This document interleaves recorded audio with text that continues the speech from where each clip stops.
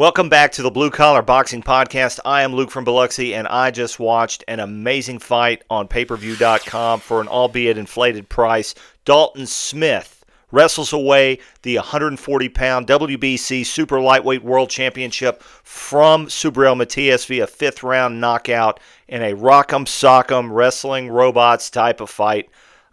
Wasn't always pretty. It was a mauling style, but it was still a good fight. Dalton came right out, man. He didn't want to waste any time. He made his presence known immediately in the first round. There was no feeling out. He didn't care about any of that shit. He went in there throwing punches, body, head, jabs, everything. He let Subriel Matias know he was there. Great first round from Dalton Smith. After that, I thought he had a pretty good second round, although it was much closer. Matias was fighting kind of leaning back off the back foot a little more, was landing some counter shots. Not enough to win the second round on my card. But then Matias seemed to find him. Bloodied his nose late in the second round, carried that momentum over into the third, and he won the third and the fourth rounds on my card. Dalton Smith was aggressive in the third and fourth rounds, but I thought Matias was more effectively aggressive, landing bigger and better and cleaner punches than Dalton Smith. But that all went out the goddamn window in the fifth round. Smith came out like a man possessed, like everything was on the line, landed a beautiful straight right hand to the chin, kind of the jaw, and you could see that Matias was just a little bit bothered. Immediately, Dalton Smith followed up with another one, and he was even more bothered, and then Matias knew it. It was almost like Clubber Lang and Rocky. It's in the first fight.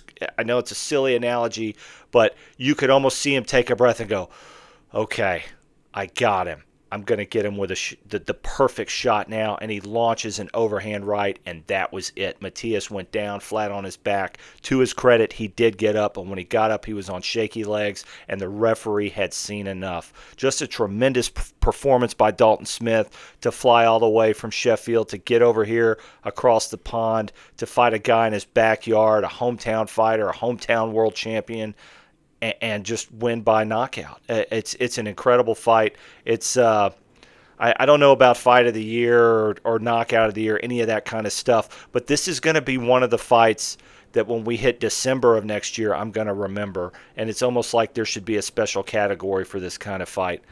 Tremendous performance, brings the WBC belt back to England. What's next for Dalton Smith? Well, I suspect, with Eddie Hearn standing behind him on pay-per-view.com, which was interesting, I expect that Eddie Hearn is going to bring him back to Sheffield to give him a hometown defense.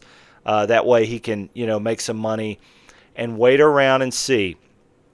We've got Teofimo, we've got Shakur at 140 coming up in, 2 weeks now? They're going to be watching that fight big because both of those guys know, and even the loser perhaps, right? It doesn't have to be the winner. Either one of those guys, whether they win or lose, could perhaps take on Dalton Smith for a world title shot.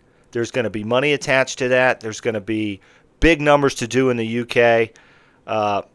So Dalton Smith, man, the world is your oyster. What a tremendous performance. Now let's move on to Subriel Matias. What does he do next? I don't know. I don't know where he goes from here.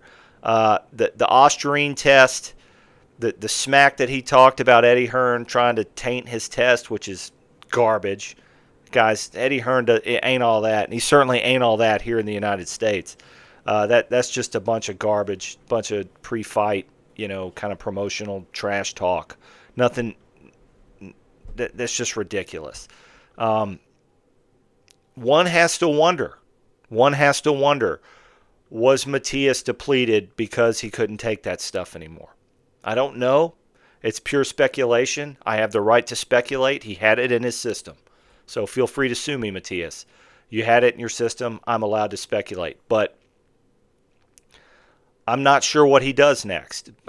In both now, this is sort of his second hometown showcase fight, if you will. He lost to Liam Paro down in Puerto Rico. He's now lost to Dalton Smith in Brooklyn, right? And these are effectively both hometown fights for Subriel Matias. I'm not sure what he does next. Now, he's going to hang around the top of the 140-pound division. He'll be ranked, in the top 10 of any given sanctioning body at any given time, right? He's a former IBF champion and now a former WBC champion. And there's always going to be an appetite for Puerto Rican fighters. So I suspect that he will fight again, and he will perhaps challenge and perhaps even win a world championship, as belts tend to splinter in modern-day boxing. I'm not sure I want to watch it, though. I'm not sure that there's going to be ticket sellers, right? Tonight in Barclays was a tremendous disappointment. A $54.99 pay-per-view price, although I paid it, is laughable for the casual fan and egregious to the diehard fan. So something has to change there. But tremendous performance by Dalton Smith. The world is his oyster. He's going to go back to Sheffield. Hey, Dalton Smith, I owe you a pint. Okay, I picked Subriel Matias. I was wrong. The one little hedge that I'll add to that was I thought he was juiced, brother. I thought he was juiced. I'm not even sure it would have mattered tonight. You were a man possessed. You put on an amazing performance, and I was proud to watch it. Congratulations on your World Championship win. Everyone, let me know what you think in the comments. I do my best to read everyone. Give me a follow on @BlueCollarBoxing on X, and I'll see you on the next one.